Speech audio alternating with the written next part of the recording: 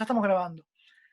La consulta importante que yo tengo para hacer es, ¿toda la gente que tengo activa, digamos, en clase, cursando, tiene grupo y tiene paper para los seminarios? Porque por la lista que estuve haciendo, creería que sí, pero no sé si a lo mejor hay gente que por ahí que no se conecta a las clases, o no sé, que la tengo media fuera de radar. Este, sí, a mí me parece que sí también, Juan. O sea, yo creo que la gente por lo menos con la que interactúo, que nos vemos en clase, ya todos me pasaron su grupo y su paper. Pero no quiero que se nos quede nadie, digamos, abajo del tren y, bueno, joya, me quedo tranquilo. Si detectan algún compañero o compañera que todavía no tiene grupo, les pido, por favor, o sea, que lo adopten, la adopten, o bueno, si quedan varios apoyando, dando vueltas, que por favor armen grupo, elijan paper y queda una fecha, digamos, disponible. Yo tengo un problema porque en la plataforma tengo, digamos, una matrícula, un número de alumnos y de estudiantes que no me coincide con la gente que me entrega los TPs, con la gente que participa de las clases, con la gente que yo sé que por ahí no puede participar de la clase, pero está activa. Entonces, por eso es un poco la consulta, ¿no? Que no se nos quede nadie atrás. Así que con eso, pero de la gente que me entregó el TP, creo que también están todos anotados en algún grupo con paper asignado. Bien, ahí más o menos se va sumando gente, estamos subiendo el número. Así que voy a ir arrancando, digamos, con el repaso, si no perdemos mucho tiempo. Cuéntenme si hay consultas de los papers, de alguna consulta del seminario. Recuerden que el lunes próximo es feriado y ya la próxima clase, digamos, el miércoles que viene es con el grupo 1 y 2. Así que directamente entraríamos en la discusión de los trabajos. Por supuesto, de acá al miércoles, si surgen dudas, consultas, me escriben. O sea, la idea es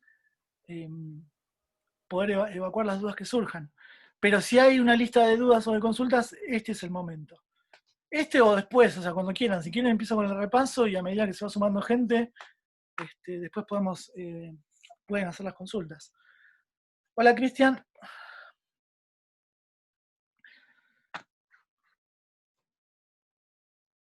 Bien. Paso entonces a la presentación, a donde habíamos quedado. Les voy a compartir la pantalla y estábamos con... ¿Dónde estábamos? Calor y temperatura.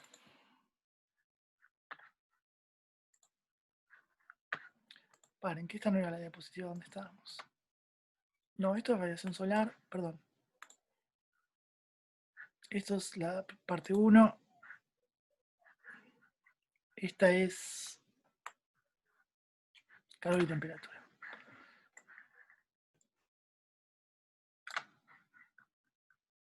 Más o menos habíamos quedado... Perdón, porque quería tener todo abierto, listo para no perder tiempo, pero siempre al final... Este programa me tiene de hijo, sí. A ver. Hasta acá habíamos llegado.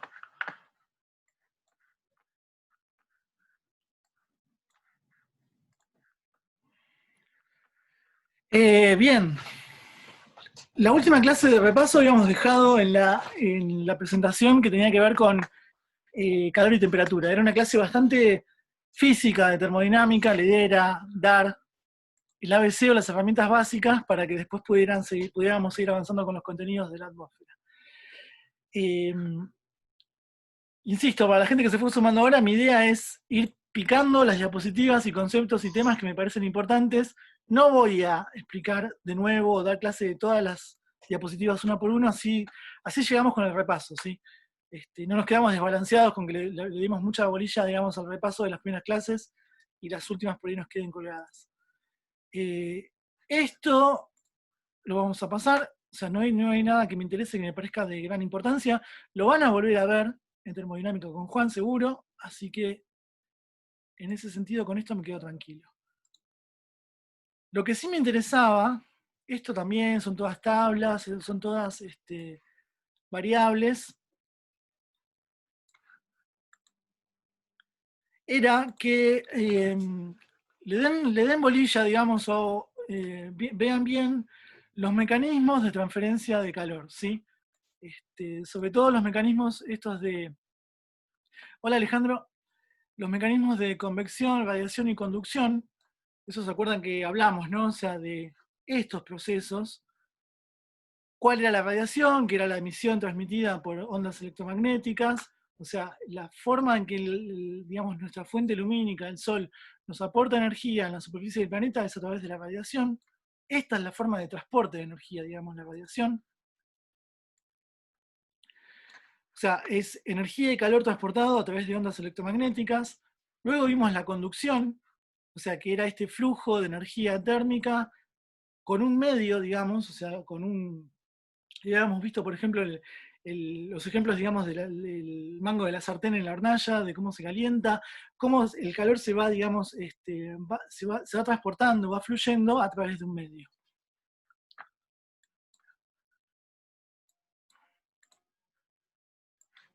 Voy lento, por ahí interrumpo porque justo está llegando gente, así que estoy atento a ver quién no tiene en espera. El otro mecanismo muy importante era el de la convección, y este mecanismo es importante porque luego vemos un montón de fenómenos atmosféricos que se explican a través de la convección, ¿no? ¿Se acuerdan de esto de cómo el aire caliente tendía a expandirse, a bajar su densidad, a hacerse más liviano y desplazarse en un sentido vertical, ¿sí? Y eso hacía que el aire caliente se deposite en capas superiores y el aire frío, más denso, se deposite en capas inferiores, ¿sí? O sea, esto lo veíamos, por ejemplo, en una circulación doméstica dentro del hogar, pero es el mismo fenómeno que explica desplazamiento de masas de aire en sentido vertical, ¿sí? ¿Se acuerdan después cuando más adelante vimos formación de nubes convectivas o precipitaciones convectivas? El fenómeno es convección, digamos, ¿sí? Este movimiento vertical de masas de aire en función de su temperatura. Esto es un poquito para que le peguen un repaso. Hay un apunte en la plataforma que habla de estos mecanismos de transferencia de calor, así que si llegan a surgir dudas, me consultan. O sea, me interesa que los tres más importantes, ¿no? Radiación, conducción, convección. Luego habíamos visto que hay otros, advección, turbulencia, evaporación y condensación, que después, o sea, son fenómenos que están asociados a la radiación, convección, conducción, y después de cuando trabajamos con los vientos, cuando trabajamos con los desplazamientos de masas de aire, cuando hablamos de presión atmosférica, y cuando hablamos del ciclo hidrológico en la atmósfera, de alguna forma u otra tocamos estos otros mecanismos también, ¿sí? Así que de esta primera parte me interesa que se entiendan bien, digamos, cuándo un fenómeno es de convección, cuándo es de conducción y cuándo es de radiación. Estas son todas diapositivas que se encargan, digamos, de integrar esto. Otro concepto importante, otro tema importante que trabajamos fue cómo evoluciona la curva de temperaturas a lo largo de series temporales. Hola Rubén, hablamos de series temporales, o sea, cómo va cambiando, digamos, la temperatura a lo largo del día y a lo largo del año, ¿sí? ¿Se acuerdan que vimos estos gráficos? Este tenía una escala de día, 24 horas, va de 0 a 0, o de 0 a 24, mejor dicho, y veíamos tres curvas, una que me habla, la curva que está por encima, que me habla de la temperatura que se registra a lo largo del día, esa temperatura tiene una mínima y tiene una máxima. Hola Gastón. Luego vimos cómo se comportan los dos tipos de energía que forman parte del balance general de energía. Esa energía solar que es absorbida, la energía que entra. Esta curva amarilla es energía solar de onda corta. Esta curva roja es energía radiante, saliente, que sale del planeta en sentido contrario, digamos, a la solar absorbida, y es de onda larga, ¿sí? Así que un poco era también ver este comportamiento a lo largo del tiempo, cómo acá, por ejemplo, tengo horas de madrugada, sin sol, de noche, luego amanece, comienza a subir la temperatura por efecto de la radiación, que acá también sube, o sea, tenemos estas dos subidas que van juntas, pero luego veíamos un desfasaje en la máxima diaria que era coincidente con la máxima de radiación saliente efectiva. Esta máxima diaria se construye con el aporte de dos energías, ¿no? Por un lado, la energía solar ingresante desde el Sol y la energía saliente desde el planeta, ¿sí? Ambos tipos de radiación componen o conforman esta temperatura máxima diaria, ¿sí? Y esto un poquito ustedes lo trabajaron en el TP1, ¿se acuerdan que había una pregunta que hablaba si el máximo diario coincidía con el máximo de radiación? La pregunta era, ¿este máximo se da cuando se produce este máximo? Y la respuesta es no, este máximo tiene mayor tendencia a coincidir con este máximo, con el máximo de radiación de onda larga reemitida desde el planeta hacia el exterior.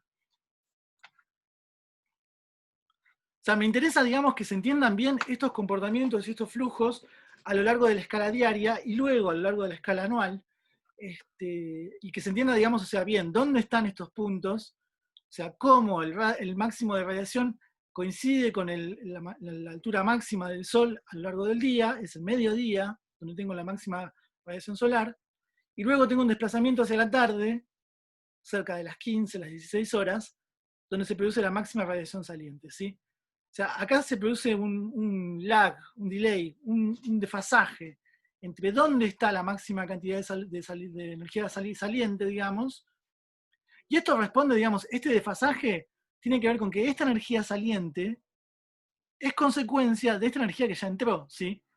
Entonces, para que yo tenga un cúmulo de energía que va a salir en forma de onda corta, necesito que algo aporte esa energía y ese algo va a ser la radiación solar absorbida, ¿sí? O sea, esta curva no podría estar por delante, la curva roja, digamos, el máximo, por delante del máximo de la curva amarilla.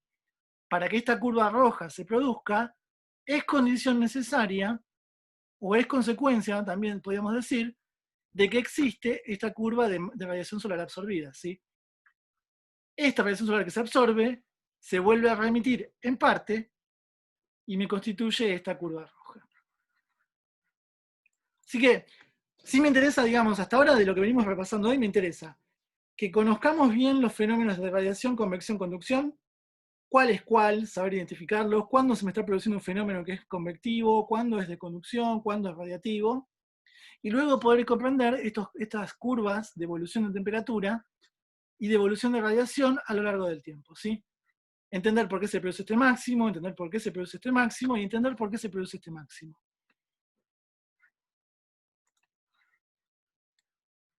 De manera paralela, o sea, de nuevo, el gráfico ilustra exactamente lo mismo. Lo que tenemos ahora es una escala temporal que va de junio a junio, de solsticio de invierno a solsticio de invierno, ¿sí? Y esta curva, digamos, este gráfico tiene la particularidad que está hecha para el hemisferio sur, ¿sí? Y ahí es donde vemos cómo los mínimos se producen durante el invierno o finales del invierno. Luego tengo las temperaturas que se van incrementando a medida que va avanzando el verano. Y luego la máxima de temperatura no se me produce con el máximo de radiación solar absorbida el 21 de diciembre, el día más largo del año, digamos, el solsticio de verano, ¿sí? Ven que la radiación solar sí responde a que los mínimos están en el solsticio de invierno, 21 de junio, 21 de junio, mientras que el máximo está en el solsticio de verano, ¿sí? Entonces, la curva amarilla de radiación solar sí responde a esta cuestión de cuánta radiación solar, de la duración de los días y la perpendicularidad de los rayos en el hemisferio sur. La curva de radiación saliente también tiene un desfasaje y requiere de haber acumulado cierta cantidad de radiación absorbida a lo largo de los meses y va a mostrar este desfasaje, este retraso respecto a cuándo fue el máximo de máxima radiación solar absorbida, ¿sí?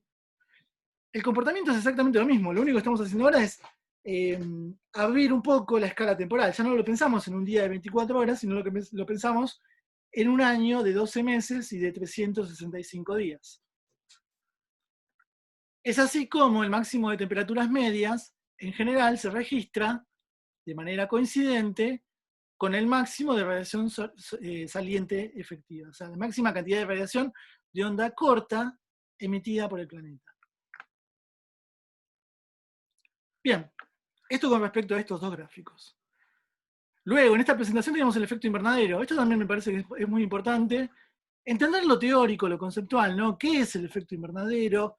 ¿Qué consecuencias tiene el efecto invernadero? ¿Cuáles son los gases que son de efecto invernadero? ¿Cuáles son los desajustes o el efecto antrópico negativo sobre el efecto invernadero? Y eso guardaba relación con lo que sigue después, que era el ozono. Así que después, o sea, miren la presentación a ver si surge algo que no se haya entendido. Lo podemos volver a explicar, pero no voy a parar ahora, digamos, a volver a explicar todo lo del efecto invernadero, porque está también en apunte esto. Y ustedes lo trabajaron en el TP. Entender, digamos, el efecto invernadero como un fenómeno natural que ocurre en el planeta por poseer una atmósfera.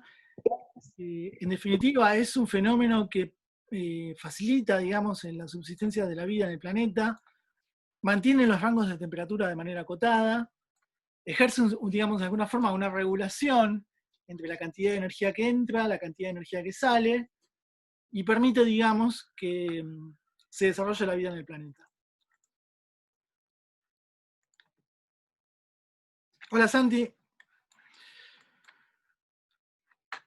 Así que bueno, hay varias diapositivas, hay varios gráficos, ustedes lo trabajaron en el TP, no voy a parar ahora a volver a hablar de todo el efecto invernadero, pero sí, anoten, digamos, o sea, si van llevando una lista de los temas que me parecen importantes, hablamos hasta ahora de los 3 mecanismos de transferencia de calor, hablamos de las curvas de evolución de temperatura en el día y en el año, y hablamos de las definiciones conceptuales o teóricas del efecto invernadero.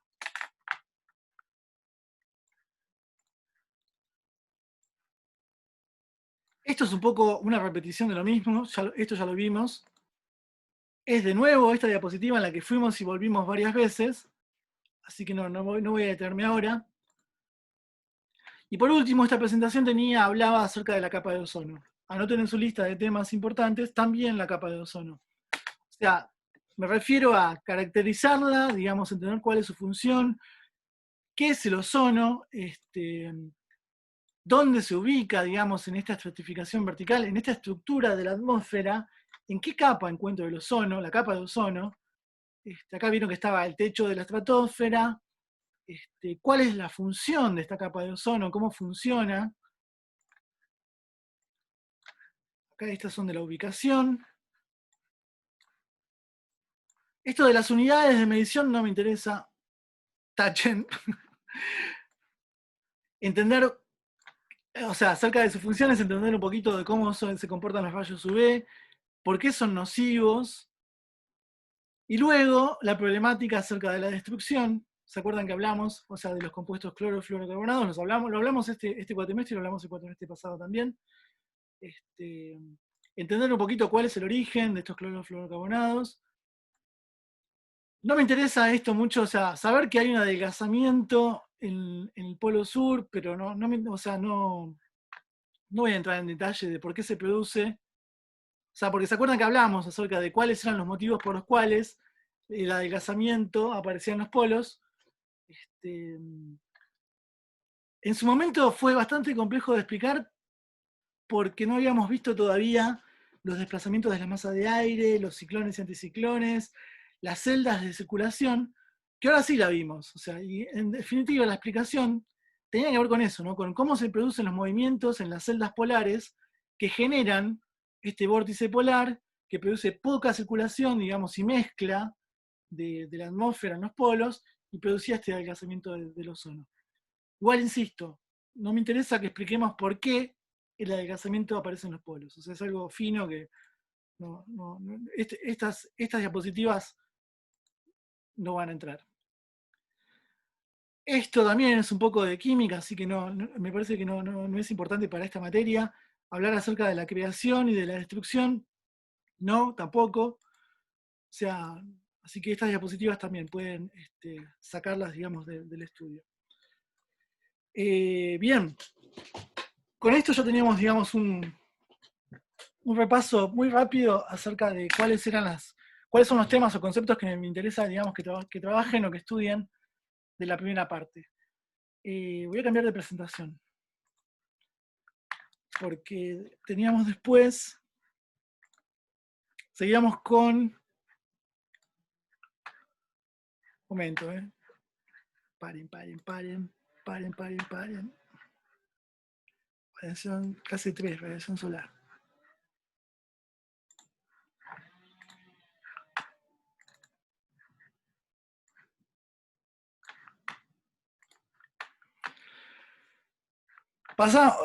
Después en esta presentación dejamos un poco de lado la termodinámica y la física pura y entramos un poquito, digamos, en caracterizar la radiación solar. Este tema tiene dos partes, está la parte 1 y la parte 2. En esta primera parte hablamos de las características y naturaleza de la radiación solar, cuál era la radiación solar directa, cuál era la difusa. Hablamos un poquito más de este balance de radiación solar que ya habíamos arrancado, pero la idea era profundizar un poquito más. Hablamos acerca de algunas leyes físicas muy generales. Luego hablamos de actinometría o digamos, de la disciplina que se encarga de la medición de la intensidad, digamos, de la potencia y de la cantidad de energía solar. Y luego hablamos muy brevemente de algunos factores que van a afectar la cantidad y distribución de la energía, de la radiación solar. Esto arrancaba con una caracterización muy, muy escueta, muy breve respecto a nuestra estrella, el Sol. Todos estos datos del Sol, o sea, no van a ser de interés, digamos, o sea, esto es muy enciclopédico, es perfectamente googleable, así que no me interesa que gasten en memoria en estos datos.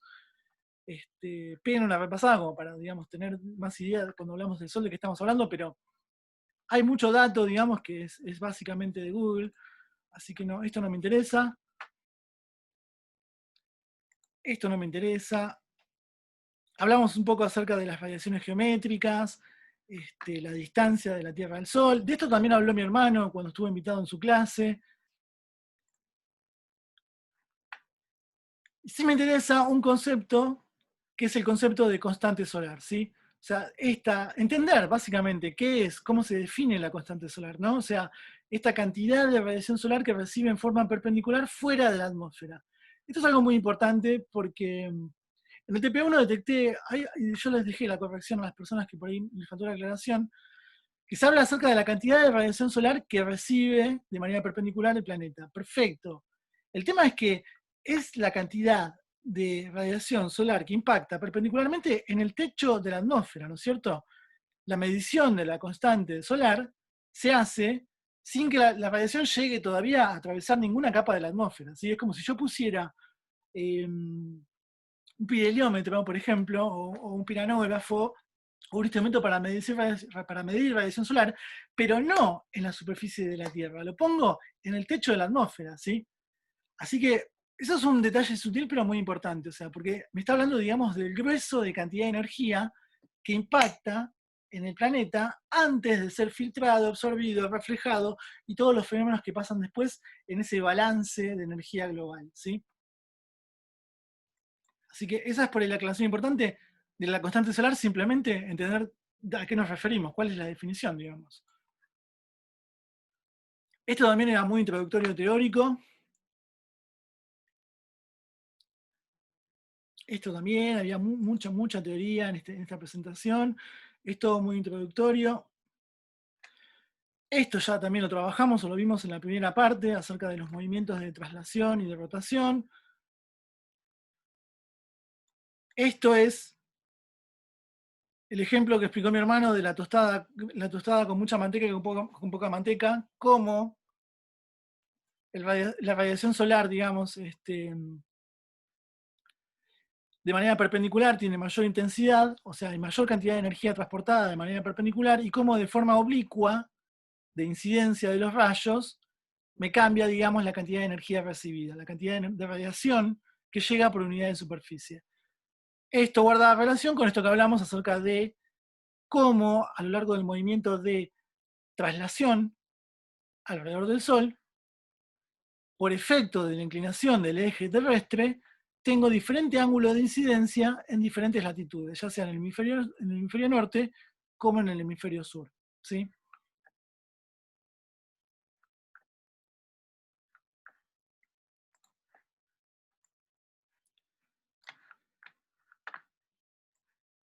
Bien, esto también hablaba un poco dos conceptos que aparecen muy seguido en los gráficos cuando hablamos de traslación: afelio, perihelio. Afelio es la situación en la cual el Sol está más lejos del planeta, porque esa órbita elíptica alrededor del Sol, en el movimiento de traslación, no es exactamente equivalente, no es la Tierra equidistante todo el tiempo del Sol, sino que hay fluctuaciones en cuanto a la cantidad de kilómetros, en cuanto a la cantidad de millones de kilómetros, ¿sí? Entonces, afelio es una situación de máxima lejanía, perihelio era una situación de máxima cercanía. De todas formas, la diferencia entre afelio y perihelio, esto es, ¿no? Esto es afelio, 152 millones de kilómetros entre el planeta y el Sol, y esto es perihelio, 147 millones de kilómetros desde el planeta hasta el Sol. Estas diferencias tampoco me explican la diferencia estacional entre verano e invierno, ¿sí? No quiere decir que la cantidad de calor, de radiación que llega al planeta guarde relación con estas distancias, ¿sí? O sea, estrictamente hablando, sí. O sea, el planeta está más lejano, recibe menor cantidad de energía, porque parte, o sea, tiene que viajar mayor distancia. Sin embargo, la diferencia entre las estaciones, como dijimos antes, se explica por el ángulo de incidencia y el eje de inclinación terrestre, ¿sí? Así que afelio y perihelio son dos variables astronómicas caracterizadas, medidas, definidas, pero no van a ser a las diferencias entre las estaciones. O sea, esto es una aclaración que por ahí no me acuerdo si la dije en el momento, pero aprovecho ahora para reforzarlo. Y luego hablamos de declinación solar. Cuando hablamos de declinación estamos hablando de un ángulo que guarda relación con la duración del día, o sea, cuándo amanece y cuándo oscurece, digamos, cuándo atardece, digamos, va a tener una relación directa con el ángulo de declinación solar. ¿Se acuerdan que vimos estos gráficos?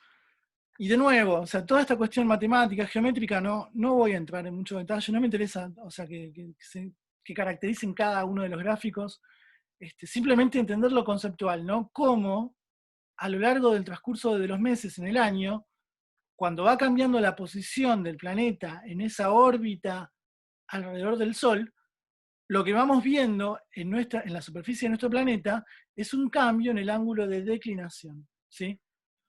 Acá hicimos todo un tratamiento geométrico, describimos un montón de ángulos, hablamos acerca de los grados de declinación,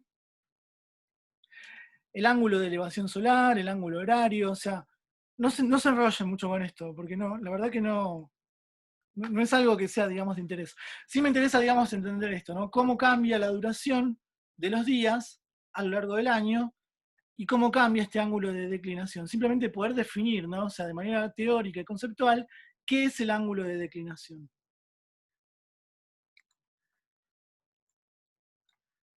De nuevo, acá insistimos con esto de equinoccio y solsticio, ustedes ya lo trabajaron, ya lo vimos además.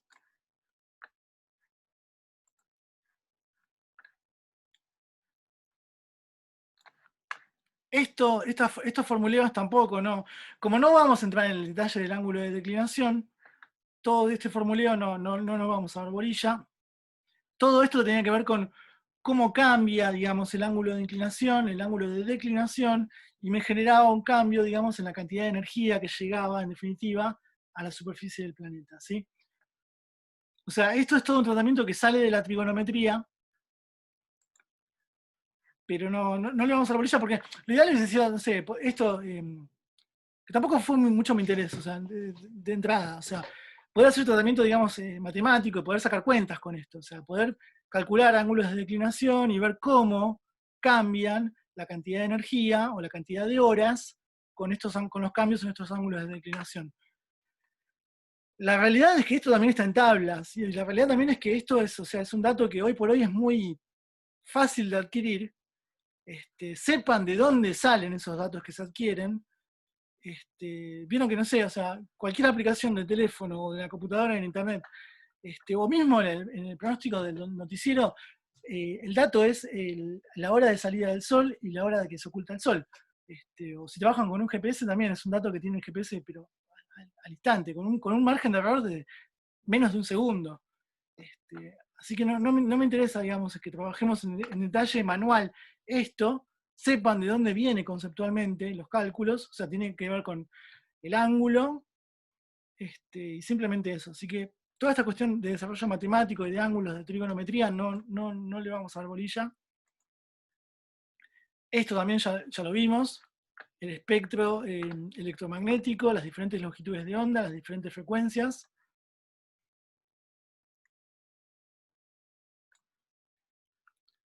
Sí me interesa la definición o entender conceptualmente este concepto, el concepto de irradiancia.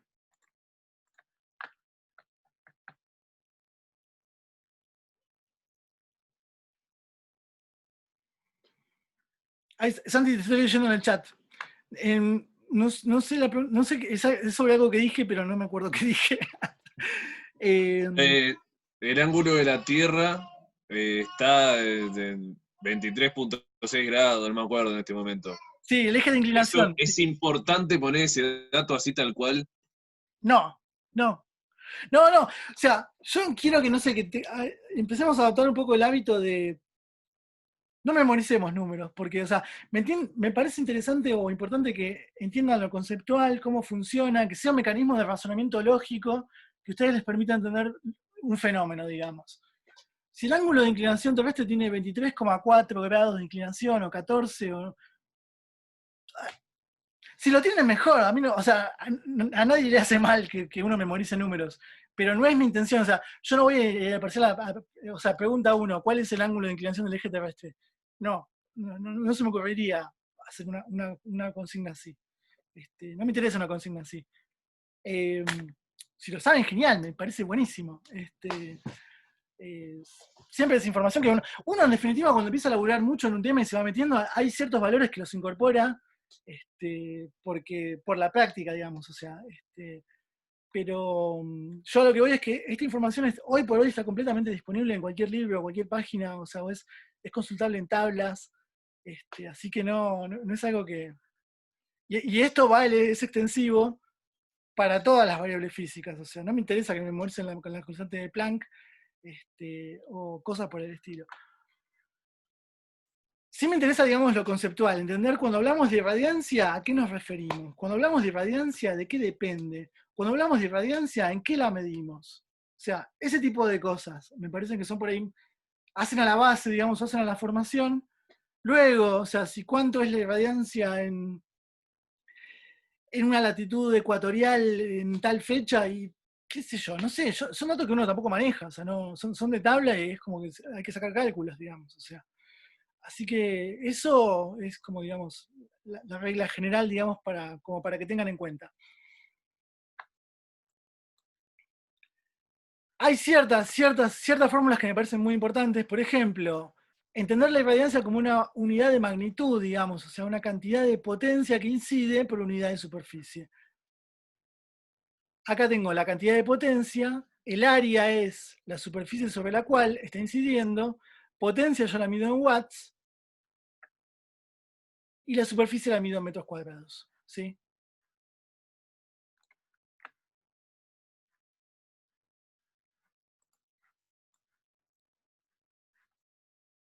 ¿Se acuerdan que además, aparte habíamos visto diferentes perfiles de irradiancia? Chicos, chicas, estoy a menos de un minuto que se corte. Así que les corto ya y volvemos a entrar. Ahí les corto, ahí entramos.